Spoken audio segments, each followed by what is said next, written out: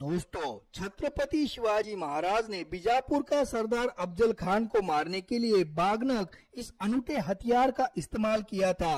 आज मैं आपको इसी अनोखे हथियार के बारे में जानकारी देना चाहता हूँ। टाइगर क्लॉ या फिर बागनक, इस हथियार की कल्पना आदमी को सूझी, वह भी बाघ के नखों से ही, बाघ के नाखूनों से ही। बाघ अपनी नाखूनों को छिपा सकता है और हमला करने के वक्त उसे बाहर निकाल सकता है। अगर आपके घर में कोई पालतू बिल्ली है तो आप देख सकते हैं कि वह कैसे अपनी नाखूनों को छिपा लेती है और हमला करने वक्त बाहर निकाल लेती है। बागनक वैसे तो एक बहुत ही पुराना हथियार है, लेकिन इसे लोकप्रिय बनाया वह छत्रपति शिवाजी महाराज ने ही।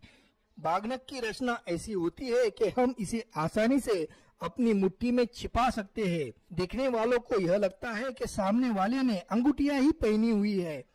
एक धातु की पट्टी पर 4 या 5 नुकीले तेज लोहे के नाखून लगे हुए होते हैं। नाखूनों की लंबाई 1 से 1.5 इंच की ही होती है। इसको पकड़ने के लिए दोनों तरफ कड़ियां होती है। किसी को बागनक का अंदाजा न आए, इसीलिए कड़ियों पर हुबहू अंगूठी जैसे ही नक्काशी की होती है। कभी कभी तो इस पर हीरे या कीमती पत्थर भी जड़े जाते हैं। बागनक को सामान्यतः खुद के संरक्षण हेतु इस्तेमाल किया जाता है और सामान्यतः इसे बाएं हाथ में पहना जाता है। बागनकों के कई सारे प्रकार हमें दिखने मिलते हैं।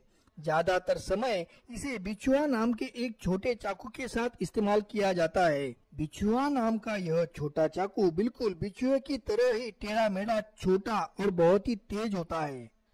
सन 1959 में शिवाजी महाराज और अफजल खान की मुलाकात हुई थी। अफजल खान एक मोटा, लंबा और तगड़ा आदमी था। जब अफजल खान ने पूरी ताकत से शिवाजी महाराज को जकड़ लिया तो उनकी सांस रुकने लगी थी।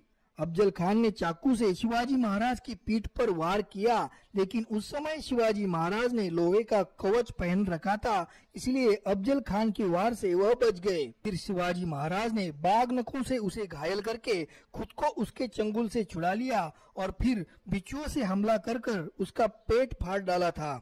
दोस्तों, इस बागनक के अन्य कई सारे उपयोग भी थे। मराठा सैनिक इन बागनकों को पहनकर पहाड़ों पर या फिर बड़े पेड़ों पर आसानी से चढ़ जाते थे।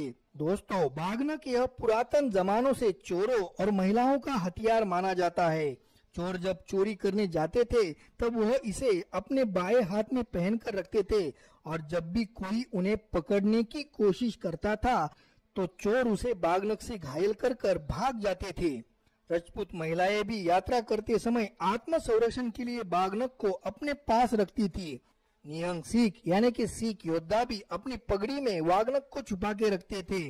बाएं हाथ में बागनक और दाएं हाथ में तलवार लेकर वह लड़ते थे। ऐसे कई जगहों पर वर्णन किया गया है। जापान का कातिल निंजा समुदाय भी इसी तरह के हथियार का इस्तेमाल करता था। बागनक को जहर लगाकर उसका इस्तेमाल किसी की हत्या करने के हेतु भी किया जाता था। बागनक की एक नकी की कुश्ती नाम का मनोरंजन का खेल भी भारत में आयोजित किया जाता था।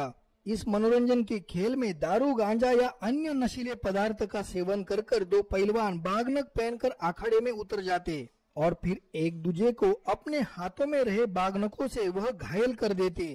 दोस्तों, बागनक आत्मरक्षा का एक बहुत ही बढ़िया हथियार माना जाता है और इसके कई सारे प्रकार हमें देखने मिलते हैं।